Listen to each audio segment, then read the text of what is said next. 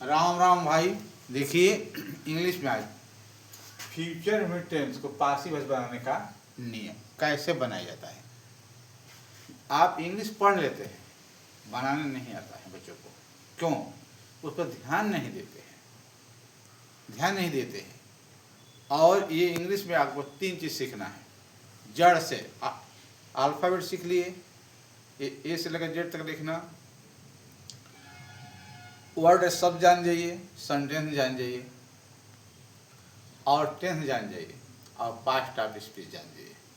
Past speech जो होता है 8 होते हैं, जिसमें नाउन है, किसी वस्तु व्यक्ति स्थान अवस्था के नाम को संज्ञा करते हैं। और उसमें क्या है ये जानने के बाद, जैसे नाउन है तो इसमें 3 चीज़ सीखना है। नंबर जेंटर पर्सन के सब से नाम उनके देश। जब ये देश में आ जाएगा ना तो आपको टेंस आ जाएगा।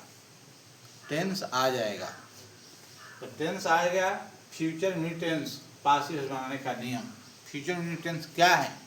जिस हिंदी वाक्य अंत में गा गी गे आदि शब्द लगा हो, आईवी के साथ शैल और क्रिया के फर्स्ट फॉर्म में अन्य क्रम का प्रयोग करते हैं। बाकी कर्ता के साथ विल धन अन्य कर्म का क्रिया धन अन्य कर्म का प्रयोग करते हैं। क्रिया का फर्स्ट फॉर्म लगता है इसमें। और उसी को पासिव बनाने के लिए क्या करते हैं? तो सबसे पहले हम कर्म को कर्ता लिखते हैं, कर्ता में लिखते हैं। तब शैल भी या विल भी कर्ता के अनुसार, जैसे कर्ता जैसा रहेगा उसके साथ सहायक क्रिया लगाएंगे। क्रिया की इसमें थर्ड फॉर्म, क्रिया कौन फॉर्म आएगी? थर्ड फॉर्म आएगी। धन अन्य कर्म बाई धन के कर्ता को कर्म के रूप में बदलते हैं। देखिए, राम अपना काम करेगा। राम अपना काम क्या करेगा? तो राम हो गया आपका, राम हो गया। अब इसके साथ विल रहेगा। करना के डू, आराम के साथ अपने के अंग्रेजी हिज होता है, तो हिज वर्क हो गया।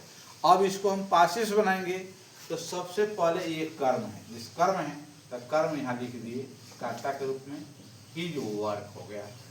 अब एक वचन है तो यहाँ पर विल बी लग गया। क्रिया का थर्ड फॉर्म डू का क्या होता है? थर्ड फॉर्म डन होता है, तो यहाँ पर डन हो गया।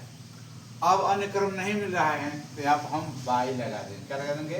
बाई। कर्ता, कर्ता को हम कर्म, कर्ता क्या है? राम। राम का कर्म राम ही होगा, यहाँ राम लिख दिए।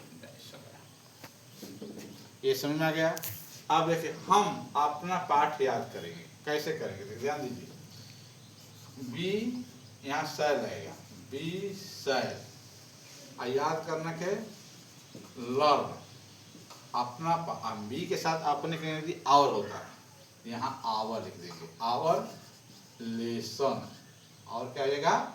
लेसन। हम अपना पाठ याद करेंगे। We shall learn our lesson. और इसको हम पासिव बनाएंगे।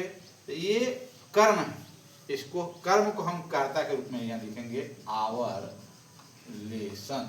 एक वचन में आ गया ये, तो यहाँ विल रहेगा, विल बी। क्रिया का थर्ड फॉर्म लर्न के लर्न हो जाएगा, यस लग जाएगा, टी लग जाएगा, लर्न हो गया। और बाई लगाता है, वी करता है तो वी का क्या होगा? अस होगा। वी का क्या होगा? अस होगा। अगर इस तरह का आता है तो इसी तरह बनाएंगे। तीसरी देखिए, और दूसरा देखिए, तीसरा ले लीजिए। तुम यह काम नहीं करते हो, नहीं करोगे। तुम यह काम नहीं करोगे, तुम यह काम नहीं करोगे। इसका होगा you will not do this work. अब इसको यहाँ पर ले लीजिए, ये दिस वर्क हो जाएगा, दिस वर्क। यहाँ पर लग जाएगा आपका वी, तब इसमें नाट लगेगा, नाट हो गया। तब वी आएगा। क्रिया के थर्ड फॉर्म डू का डन, बाई यू का यू ही होता है। अगर इस तरह आएगा तो इसी तरह बनाएंगे।